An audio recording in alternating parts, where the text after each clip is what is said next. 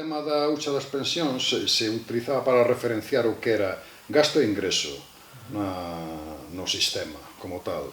Entonces, o feito é que a equivalencia nestes anos, por falta de ingresos, foi disminuindo o valor como tal. Entón retiraban diñeiro dai que estaba principalmente invertido en débeda pública e eso sirve en este momento para que, como argumentario, para decir que non hai capitalización, é dicir, que non dá para sacar e alimentar o fondo de reserva porque non hai ingresos, non son suficientes e que, polo tanto, hai que proceder a unha reforma das pensións. A reforma que seguramente, que xa de algún xeito van anticipando, é un modelo que xa veñe sistemáticamente reproducindo todos estes anos para cá, que é subir os anos, aínda que xa é moi reciente a reforma que se fixo, con o cual eu realmente entendo que non o van ter nada fácil. Repito, o sistema de pensións é unha partida máis de gasto. En principio, eu non o separaría do demais. O que garante o sistema de pensións é a base fiscal completa do Estado español. O Estado español ten rentas, produce o suficiente para pagar pensións, sanidade e tal, se produce menos, como vosotros anos, caiu o PIB, e neste ano se igualou o PIB antes da crise, e non se igualou.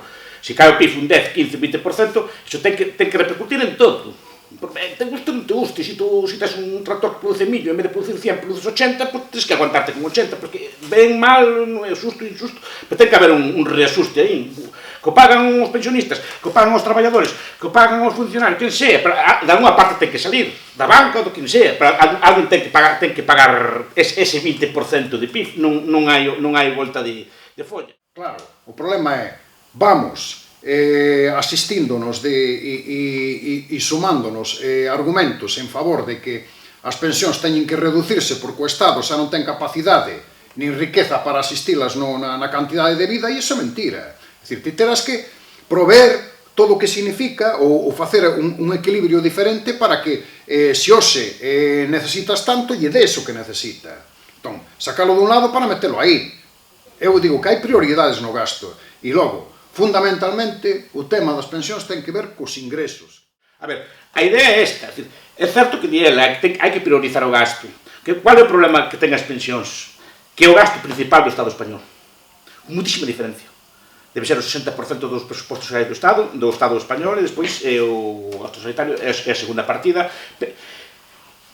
Entón, cualquier aforro que faz, ainda que quites a defensa, por exemplo, toda, ainda que quites todo o gasto, digamos, básico do Estado, que é defensa, seguridade, justicia e tal, eso non chega ao 5% do gasto. Estamos de acordo. Entón, o problema é que tan desmesurado, non digo que sea desmesurado, digo que é tan grande a cantidade que se queres recortar, se o país cae, non te queda máis remedio que recortar donde hai, non onde non hai. Te que recortar nas cosas que hai, entón empezan a facer este tipo de trucos para cortar as pensións. Ahora, claro, é unha especie de timo, eu por aí estou de acordo contigo.